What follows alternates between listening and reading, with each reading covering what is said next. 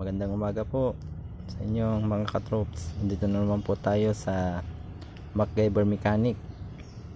Ituturo ko po sa inyo kung paano idadiagnose po natin kung ano po yung sira dito sa injector. Isang working na injector saka isang sirang injector at isang multi-tester. Titestingin po natin kung ano po yun, ano yung sira at kung paano po natin malalaman ang sira o hindi. Ito po, subukan po natin ititis. Itama lang po natin yung multi-tester sa 200 ohms. Then, yun po, may dalawang pin po dito sa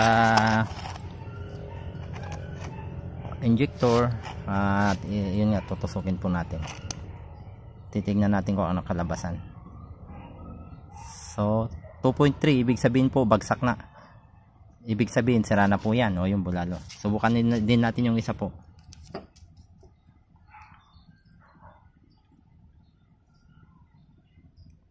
So ibig pong sabihin 3.1 ang kalabasan is good pa po, 3.1.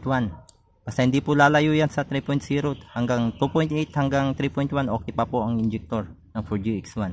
So hanggang dito na lang po tayo. Maraming salamat.